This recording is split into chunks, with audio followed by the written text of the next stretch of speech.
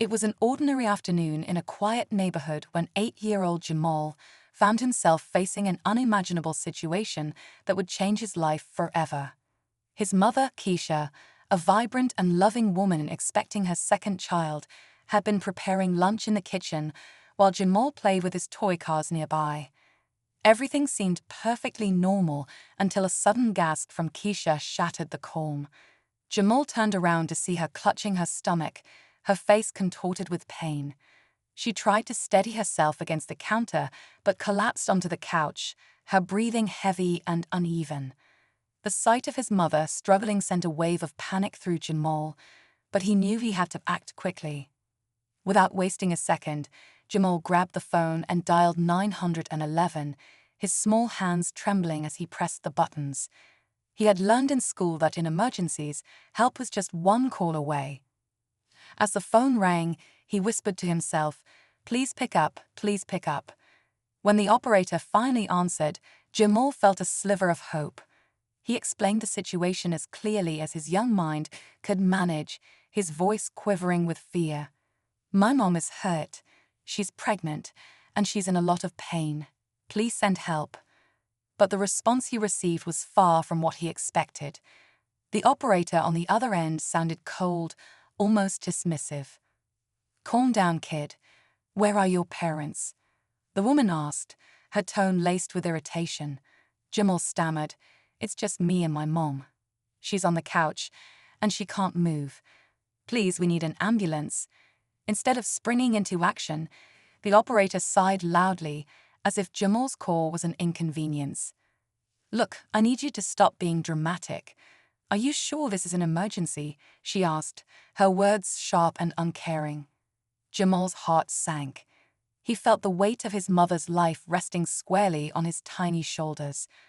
"Please, ma'am," he begged, tears streaming down his face. "My mom is really sick. The baby." His voice cracked as he struggled to keep it together. But the operator remained unmoved, dismissing his cries with a curt, "We'll get to it when we can." Then the line went dead. For a moment, Jamal froze, staring at the phone in disbelief. The silence in the room was deafening, broken only by his mother's labored breathing. He couldn't understand how someone whose job was to help people could be so heartless. Fear and frustration bubbled up inside him, but amidst the chaos, a new emotion emerged: determination. If no one else was going to help, Jamal realized he would have to save his mother on his own. The next moments were a blur as Jamal sprang into action. He remembered the emergency procedures his mom had taught him, along with the lessons from school about staying calm under pressure. His young mind raced as he thought about what to do next. Should he try calling another number? Should he run to the neighbors? The clock was ticking, and every second felt like an eternity. As Jamal looked at his mother, her face pale and her breathing shallow, he made a decision that would set the course for what happened next. This wasn't just about finding help. It was about proving that even in the face of indifference, courage and love could prevail. What he did after that would not only shock everyone, but also shine a light on a deeper problem that many people face every day. Jamal's journey was just beginning, and little did he know, his actions would spark a chain of events that no one could have anticipated. His bravery in the face of adversity would leave an indelible mark on everyone who heard his story, showing the world that even the smallest voice could make the loudest impact. But at this moment, with his mother's life hanging in the balance, all that mattered to Jamal was finding a way to save her, no matter what it took. Jamal's mind raced as he glanced back at his mother. She lay motionless on the couch, clutching her belly, her breaths shallow and uneven. Sweat beaded on her forehead, and her usually warm, comforting presence now seemed fragile, slipping away with every moment. Jamal felt tears threaten to spill again, but he wiped his face quickly. He didn't have time to cry. His mom needed him, and he was all she had right now. He looked around the room, searching for some clue, some spark of an idea. The walls were lined with family photos, pictures of him as a toddler in his mom's arms, his first day at school, and happier moments of her smiling, full of life. Those memories gave him strength. I can do this, he whispered to himself, clenching his small fists. He had always thought of his mom as a superhero, someone who could handle anything. But now it was his turn to be strong for her. Jamal's thoughts turned to their neighborhood. It wasn't the kind of place where people left their doors unlocked or gathered outside for barbecues. The streets were often quiet, but behind closed doors, life wasn't always peaceful. He remembered the stories his mom had told him about how hard she had worked to give him a better life. She had juggled 2 jobs while pregnant, and even though things had been tough, she never complained. She always told Jamal, no matter what, we take care of each other. That's what family does. Those words echoed in his mind as he grabbed his sneakers and slid them on. He decided he couldn't rely on the 911 operator anymore. If they weren't going to send help, he'd have to find it himself. The nearest neighbor he could think of was Mrs. Carter, an elderly woman who lived 2 houses down. Mrs. Carter always smiled at Jamal when she saw him and even gave him cookies sometimes. He figured if anyone would help, it would be her. Before leaving, Jamal knelt beside his mother. "Mom, I'm going to get help. I'll be right back, I promise," he said softly, his voice breaking. He squeezed her hand gently, and for a brief moment, her eyes fluttered open. She tried to speak, but no words came out. Her lips moved as if she wanted to say something, but all Jamal could hear was her faint, labored breathing. It broke his heart, but it also fueled his determination. He bolted out the front door and ran as fast as his legs could carry him. The cool breeze stung his face, but he didn't stop. The weight of the moment pressed down on him, making every step feel heavier. When he reached Mrs. Carter's house, he banged on the door desperately. "Mrs. Carter, please, it's Jamal. I need your help," he shouted, his voice cracking from exhaustion and fear. It took a moment, but eventually the door creaked open. Mrs. Carter, wearing her usual floral robe, looked down at Jamal with concern. "Jamal, sweetheart, what's wrong?" she asked, her eyes widening as she took in his panicked expression. "It's my mom," Jamal blurted out, gasping for breath. "She's sick and she needs help. I called 911, but they didn't do anything. Please, you have to help me." Tears streamed down his face now, the weight of the situation finally overwhelming him. Mrs. Carter's face hardened with determination. "All right, calm down, baby. Let me grab my phone, and we'll call for help again," she said, ushering him inside. Jamal felt a small flicker of hope as she picked up the phone and dialed. But as the minutes ticked by, that hope began to waver. Mrs. Carter's tone grew sharp as she spoke to the operator. "Listen, this is an emergency. The boy's mother is pregnant and in serious pain. You need to send someone right now," she demanded. Jamal watched her closely, his heart pounding, but the frustration on her face told him all he needed to know. The response was the same, dismissive and unhelpful. "Unbelievable," Mrs. Carter muttered as she hung up the phone. Jamal's stomach sank. He felt like the walls were closing in, like no matter how hard he tried, no one was going to come. "What do we do now?" he asked, his voice barely above a whisper. Mrs. Carter knelt down in front of him, placing her hands on his shoulders. "Listen to me, Jamal.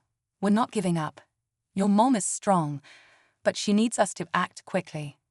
Do you know if she has any friends or family nearby?" she asked gently.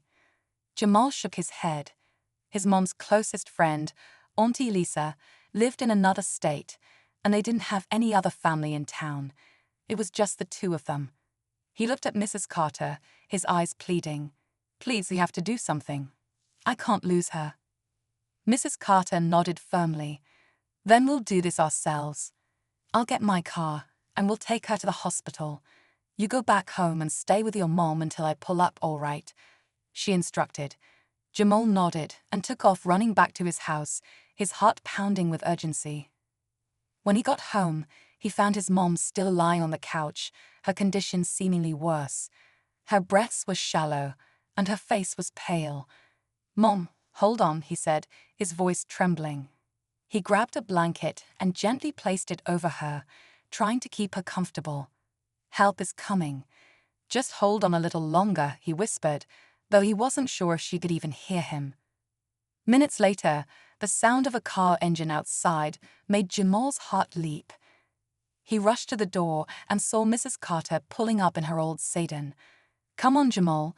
Let's get her to the car," she called out. Together, they carefully helped Keisha into the back seat, her body limp and unresponsive. Jamal climbed in beside her, holding her hand tightly as Mrs. Carter drove toward the hospital. The ride felt endless, every passing second dragging on as Jamal watched his mother's face for any sign of improvement. He prayed silently, clinging to the hope that they would make it in time. When they finally pulled up to the emergency entrance, nurses and doctors rushed out to meet them, immediately taking Keisha inside on a stretcher. Jamal stood outside the hospital, his hands trembling as he watched them wheel his mother away. Mrs. Carter placed a reassuring hand on his shoulder. "She's in good hands now, Jamal. You did everything you could," she said softly. But Jamal couldn't shake the feeling that this wasn't over, not by a long shot. As they sat in the waiting room, the events of the day played over and over in Jamal's mind. The 911 operator's dismissive tone, the frustration of being ignored, and the helplessness he had felt, it all burned inside him. He didn't understand why someone wouldn't care enough to help, especially when a life was at stake. But one thing was clear. This experience had ignited something in Jamal, a determination to never let anyone make him feel powerless again.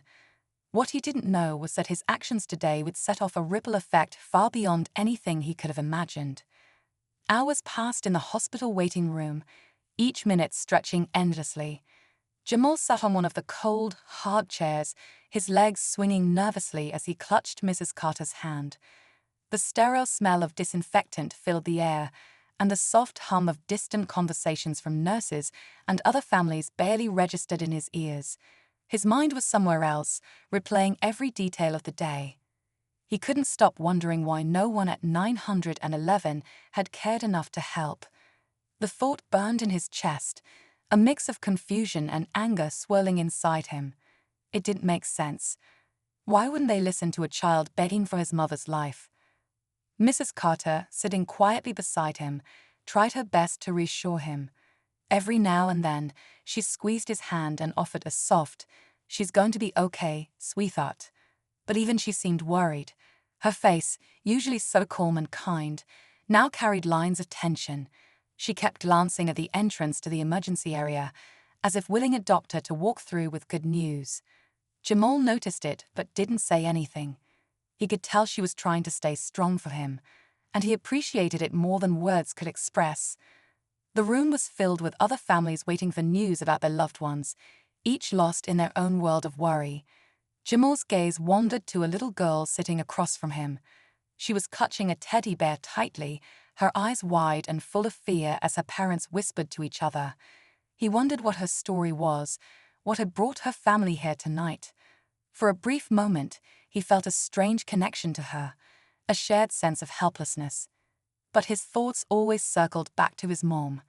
He thought about the way she had smiled at him that morning, telling him how proud she was of him for doing well on his spelling test. He thought about how she always sang while cooking dinner, her voice filling their small home with warmth. He thought about her laugh, the one that could make him feel better even on the worst days. He couldn't lose her. He wouldn't lose her. As the hours dragged on, a part of Jamal's mind began to wonder about the 911 operator again. Why had she been so dismissive? He remembered her cold tone, the way she had cut him off mid-sentence. The memory stung, and the more he thought about it, the more questions he had. Was it because he was just a kid? Was it because of where they lived? Or was it something else, something deeper that he couldn't quite understand yet? He didn't know, but he wanted answers. Meanwhile, back at the dispatch center, the operator who had taken Jamal's call sat at her desk, going about her night as if nothing unusual had happened. To her, it was just another shift, another round of calls she had to manage. But little did she know, her decision to brush off a frightened boy's plea would soon come under scrutiny. Across the room, another dispatcher overheard part of Jamal's call earlier and couldn't shake the feeling that something wasn't right. The dispatcher, a middle-aged man named Tom, had worked in emergency services for over 15 years, and he prided himself on taking every call seriously. He decided to review the logs when he got a chance, just to make sure nothing had been overlooked. Back at the hospital, a doctor finally emerged from the emergency area, his expression serious but not grim. Jamal immediately stood up, his heart racing as the doctor approached them. "Are you here for Keisha Johnson?" he asked. Mrs. Carter nodded and placed a protective hand on Jamal's shoulder. "She's stable for now," the doctor said, his voice calm but measured. "We're running more tests, but she's in good hands. You got her here just in time." Relief flooded Jamal's chest, and he felt his knees go weak. He let out a breath he didn't realize he'd been holding, but the doctor's words echoed in his mind, just in time. What if Mrs. Carter hadn't been home? What if he hadn't been able to get help? The thought made his stomach churn. He didn't want to think about how close they'd come to losing her. As Mrs. Carter asked the doctor more questions, Jamal's mind drifted again. He thought about the 911 operator and how different things could have been if she had just listened. He didn't know what he could do about it, but he knew one thing. Someone needed to know what had happened. Someone needed to understand how dangerous it was to ignore a call for help. He decided that as soon as his mom was okay, he would find a way to make sure no one else ever had to go through what they did. The night stretched on, and Jamal stayed by his mom's bedside once they were allowed in. She was still unconscious, her breathing now steady but shallow. Mrs. Carter stayed with him, refusing to leave until she was sure they were both okay. Jamal admired her strength, even as he noticed her stifling yawns and rubbing her tired eyes. He made a silent promise to himself that he would never forget what she had done for them. In the coming days, as his mom began to recover, Jamal couldn't shake the events of that night. He overheard Mrs. Carter talking to one of the nurses about how the 911 operator had handled the situation, and it only fueled his determination. He didn't know exactly how, but he was going to make sure people knew what had happened. Maybe he could write a letter to someone important, or maybe Mrs. Carter could help him talk to the hospital staff about it. All he knew was that this wasn't over. What Jamal didn't realize was that his story was already beginning to spread. A nurse who had heard Mrs. Carter's account mentioned it to a friend who worked in local media. That friend, intrigued and disturbed by the story, started digging deeper. By the time Jamal and his mom were preparing to go home, whispers about a 911 operator ignoring a desperate call were starting to reach the ears of people who could make a difference. The question now was whether those whispers would grow into something louder, and whether Jamal's voice would finally be heard. As the days turned into weeks, Jamal couldn't shake the feeling that something bigger needed to happen. He would sit by his mom's bedside, holding her hand as she recovered, but his mind constantly wandered back to the 911 call. He hadn't told her much about that night yet. She was still too weak to hear the full story, but he knew the moment was coming. He replayed the operator's dismissive tone over and over in his mind, the way she seemed to brush him off like his words didn't matter. It was something he couldn't forget, no matter how hard he tried. Meanwhile, Mrs. Carter had been busy behind the scenes. She had called a friend of hers who worked as a community advocate and explained what had happened. The advocate, a sharp and determined woman named Lisa, immediately saw the gravity of the situation. She told Mrs. Carter, "This isn't just about what happened to you and Jamal. This is about making sure it doesn't happen to anyone else." Together, they began gathering information, reaching out to other families in the area to see if anyone else had experienced similar issues with emergency services. What they found was troubling. Several people came forward with stories of being ignored or treated dismissively during critical moments, and it was clear this wasn't an isolated incident. Back at school, Jamal was trying his best to focus, but it wasn't easy. He was quieter than usual, his teachers noticed, and he seemed distracted during lessons. One afternoon, his teacher, Ms. Green, pulled him aside. She had always been one of Jamal's favorite teachers, kind but firm, and always willing to listen. "Jamal," she said gently, "you've been carrying something heavy these past few weeks. Do you want to talk about it?" At first, Jamal hesitated. He wasn't sure if she would understand, and part of him didn't want to relive that night. But something about Ms. Green's calm presence made him open up. He told her everything: the call, the operator's cold response, the rush to get his mom to the hospital, and the worry that still sat heavy on his chest. Ms. Green listened intently, her expression shifting from concern to quiet anger as Jamal spoke. When he was done, she placed a hand on his shoulder. "Jamal," she said, "what happened to you and your mom is not okay. And it's not your fault. But you have a powerful story, and I think it's time the right people hear it." Her words stayed with him, giving him a sense of purpose he hadn't felt before. Maybe he was just a kid, but his voice mattered, and if his story could make a difference, then he had to find the courage to share it. Around the same time, Lisa's efforts were gaining traction. She had contacted a local news station, and a reporter named Karen became interested in the story. Karen was known for her investigative pieces, and she had a reputation for holding people accountable. When she met with Mrs. Carter, Jamal, and Lisa, she was struck by their determination. "This is more than just a single bad call," Karen said after hearing their account. "This is about accountability and systemic issues in how emergencies are handled. People need to know what's happening here." Karen began digging into the 911 dispatch center's records, using every tool at her disposal to uncover the truth. What she found was shocking. There were multiple complaints against the same operator who had taken Jamal's call, each one alleging dismissive or inappropriate behavior during emergencies. Some of the cases had resulted in serious consequences for the people involved, but no real action had been taken against the operator. Karen realized that this story was bigger than she had initially thought. It wasn't just about Jamal and his mom. It was about a broken system that was failing the very people it was meant to serve. The tension in the community was building. Word of the story had started to spread, and people were talking about it at church gatherings, barbershops, and neighborhood meetings. Some were angry, others were heartbroken, and many were both. Jamal found himself at the center of it all, his quiet determination inspiring others to come forward with their own stories. It was overwhelming at times, but he knew he couldn't back down now. One evening, as Jamal sat at the dinner table with his mom, he finally told her everything. She listened with tears in her eyes, her hand gripping his tightly as he recounted the call. "I'm so proud of you," she said when he was finished. "You stood up for me when I couldn't, and now you're standing up for others too. That takes real courage, Jamal." Her words gave him a strength he didn't know he had. For the first time in weeks, he felt a sense of peace, knowing his mom was proud of him. But the fight was far from over. The news story was set to air in a few days, and Karen had warned them that it might stir up controversy. "Not everyone will support you," she said, "but the truth needs to come out."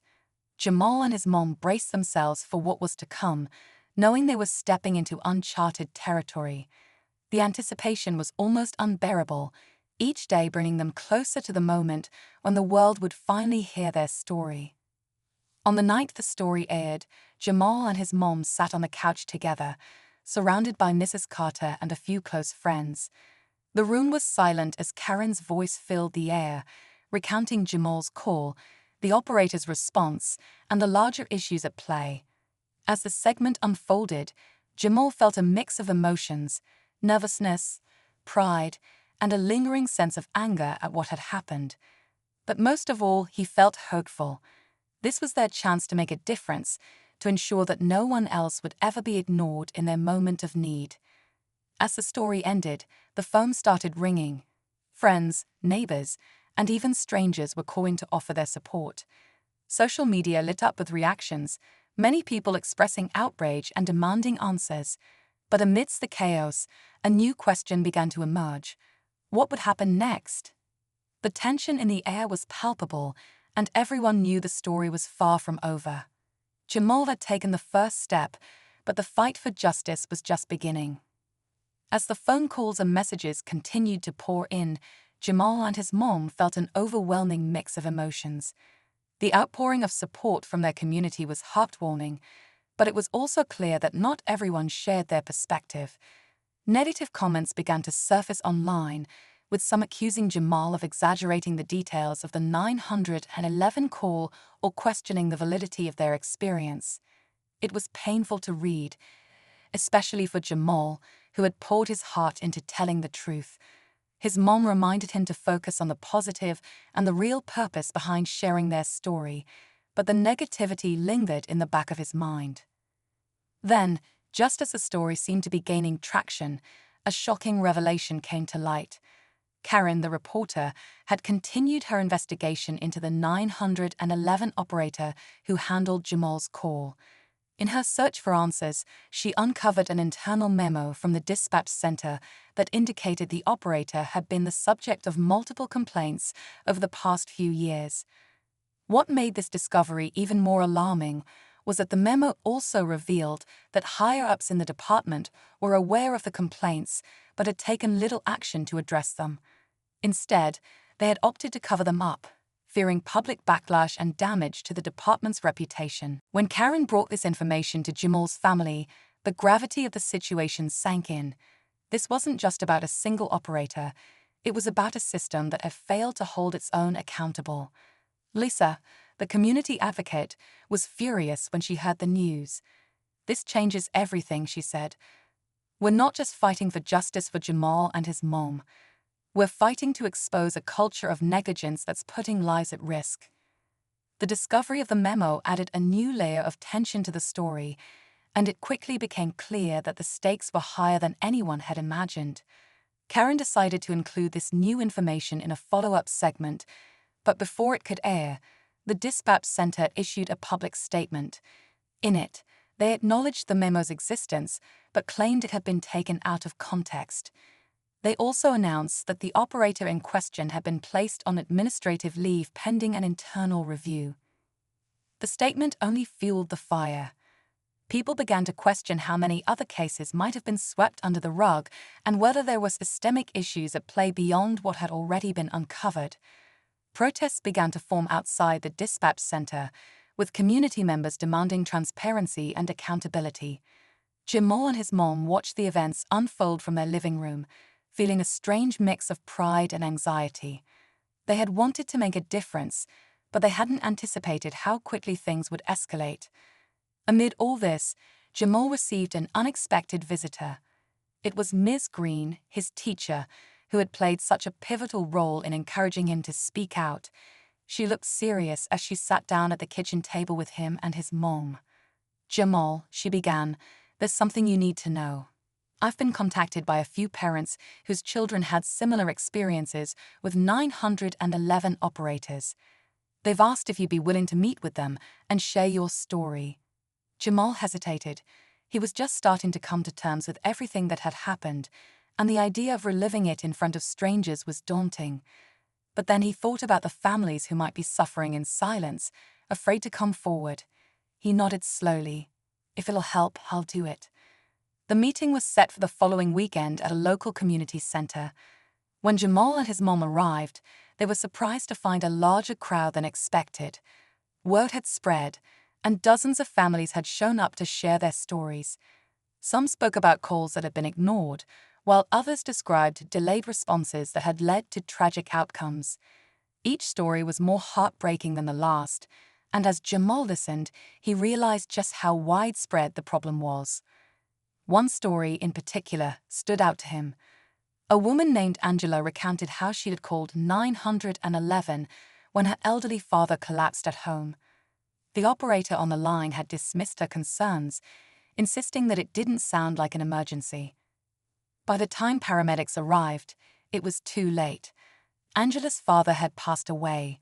Her voice trembled as she spoke, and Jamal couldn't help but feel a deep sense of connection to her pain. It was a reminder that this fight wasn't just about him and his mom. It was about all the people who had been let down by a system that was supposed to protect them. As the meeting continued, Lisa stood up to address the crowd.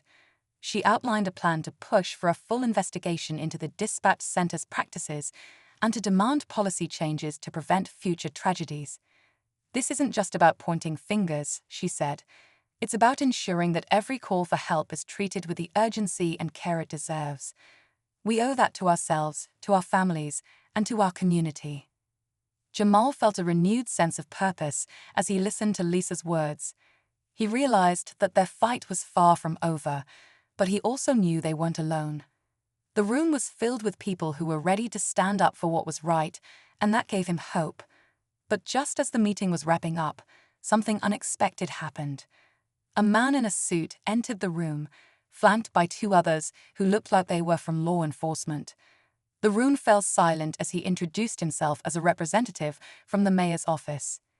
He explained that he had been sent to observe the meeting and gather information about the community's concerns. "The mayor is aware of the situation," he said, "and we want to assure you that steps are being taken to address it." The crowd was skeptical, and for good reason. Promises from officials often felt hollow, especially when it came to issues that had been ignored for so long. But the man's presence added a new layer of intrigue to the story. Why was the mayor's office getting involved now, and what did they hope to achieve? Jamal couldn't shake the feeling that there was more to this than met the eye. As the meeting ended and people began to leave, Jamal and his mom lingered for a moment, taking it all in. They were exhausted but determined, knowing they had taken another step toward justice. But the unexpected appearance of the mayor's representative left them with more questions than answers. What role would the city play in this fight, and would it help or hinder their efforts? The answers were unclear, but one thing was certain: the story was far from over, and the road ahead was sure to be filled with even more twists and turns. The room was silent as the mayor's representative stood at the front, facing the skeptical crowd. He could feel the weight of their collective grief and frustration, their hope balanced precariously on the edge of his every word. Jamal and his mom stood toward the back, watching closely. They couldn't help but wonder what had prompted this sudden interest from city officials. Was it genuine concern, or an attempt to control the narrative? The representative cleared his throat and began speaking, his voice steady but not without a trace of discomfort. "The mayor is committed to making sure no one in this community feels unheard or unsafe," he said, scanning the room. "As part of that commitment, we've launched an independent investigation into the practices at the dispatch center, starting with a review of every complaint filed over the past 5 years." The announcement drew murmurs from the crowd, a mix of cautious optimism and lingering doubt. For Jamal and his mom, it was a step in the right direction, but the timing still felt too convenient. Then, as if on cue, Karen entered the room. She had her phone in hand and an expression that could only be described as triumphant. "I think you all want to hear this," she said, holding up the device. The crowd turned toward her, curiosity piqued. Karen pressed play on a recording, and the familiar voice of the 911 operator who had ignored Jamal's call filled the room.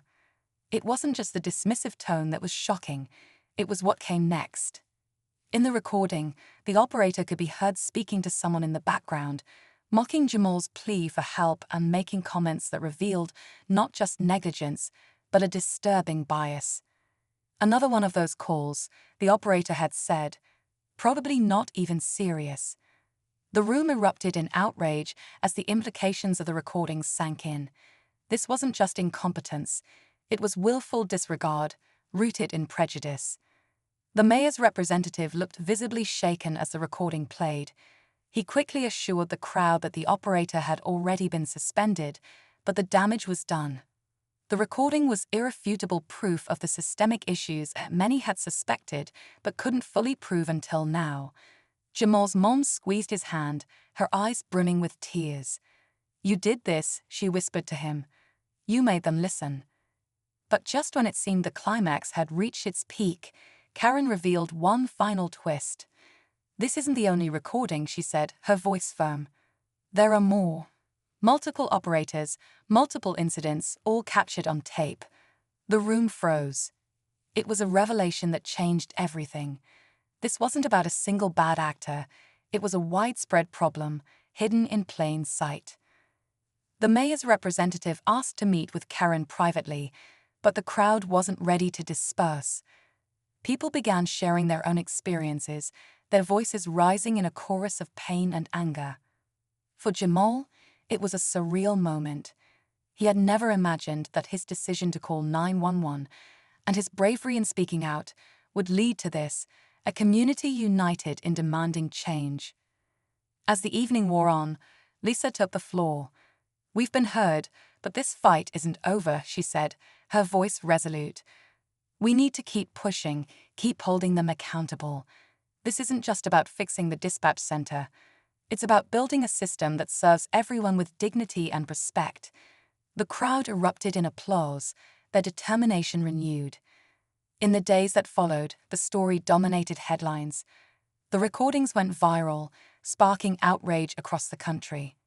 National news outlets picked up the story, shining a spotlight on systemic issues in emergency response systems. The mayor's office announced sweeping reforms, including mandatory bias training for all 911 operators and the implementation of new protocols to ensure accountability. The community celebrated these victories, but they also knew the work wasn't done. For Jamal and his mom, life slowly began to return to normal, though they would never forget the events that had unfolded. One afternoon, as they sat together in their living room, Jamal turned to his mom with a thoughtful expression. "Do you think things will really change?" he asked. She smiled softly, brushing a hand over his hair. "I think you've already changed things," she said, "and that's just the beginning." But the final twist came in the form of an unexpected phone call. It was from Angela, the woman Jamal had met at the community center, whose father had tragically passed away. "Jamal," she said, her voice filled with emotion. "Because of you, they're reopening my dad's case. They're looking into what happened that day." Jamal felt a lump rise in his throat. He hadn't expected to hear from her again, but knowing his story had made a difference in her life was more meaningful than anything he could have imagined. As Jamal hung up the phone, he felt a sense of closure. He didn't know what the future held, but he knew this. His voice mattered, and so did the voices of everyone who had come forward. Together, they had sparked a movement, and while the road ahead would undoubtedly be challenging, they were ready to face it head-on. As the weeks passed, the story continued to ripple through the community and beyond. Jamal's courage had sparked not just outrage, but a movement. Neighbors who had never spoken to each other were now gathering in living rooms, parks, and community centers to discuss what steps they could take to ensure this never happened again. Jamal and his mother, Lisa, found themselves at the center of it all, not by choice, but because their story had struck a chord that no one could ignore. The city's promise of reform wasn't enough to quiet the growing demand for justice.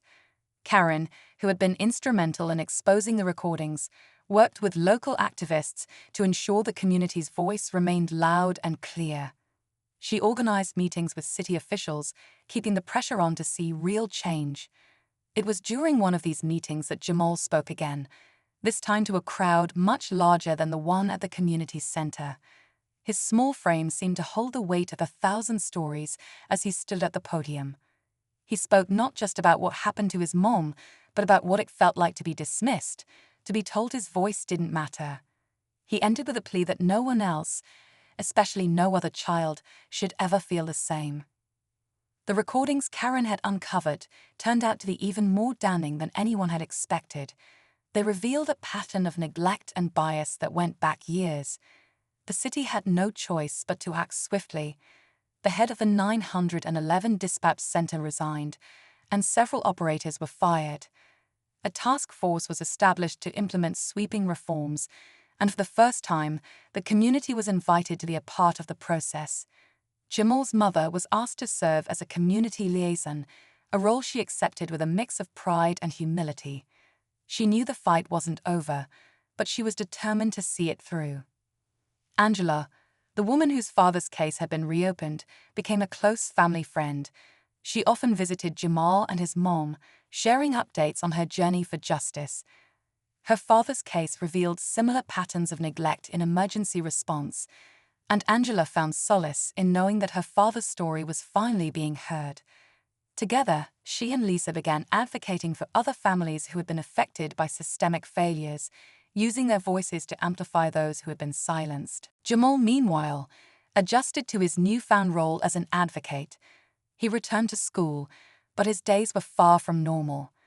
Teachers invited him to speak during assemblies, and students who once overlooked him now treated him with a mix of admiration and respect. It was overwhelming at times, but his mom made sure he had space to just be a kid. She reminded him that while his actions had inspired many, it was okay to take a step back and focus on his own well-being. One day, as Jamal and Lisa walked home from the store, they were approached by an elderly man who introduced himself as Mr. Johnson. He explained that he had lived in the neighborhood for decades and had seen many injustices go unaddressed.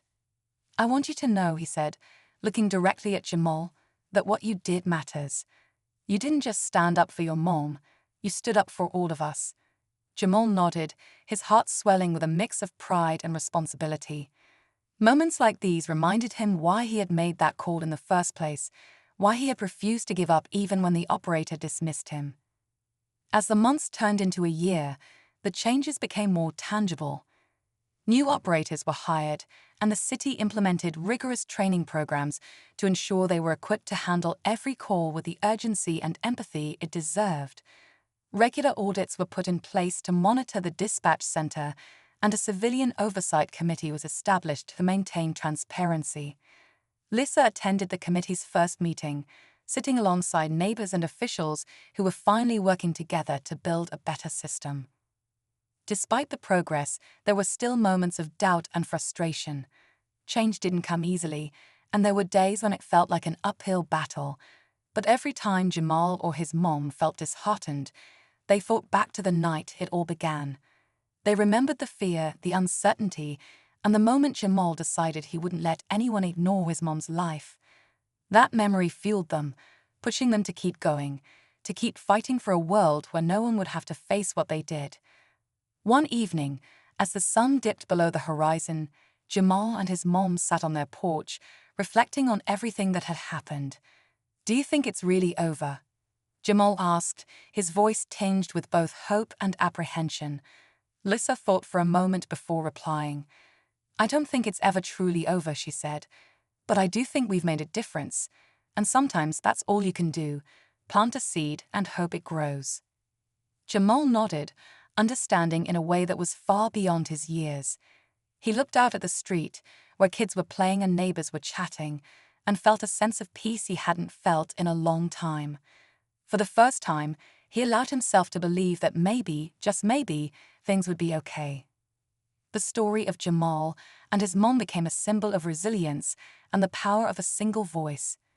It was a reminder that change often starts in the most unexpected places, with the most unexpected people.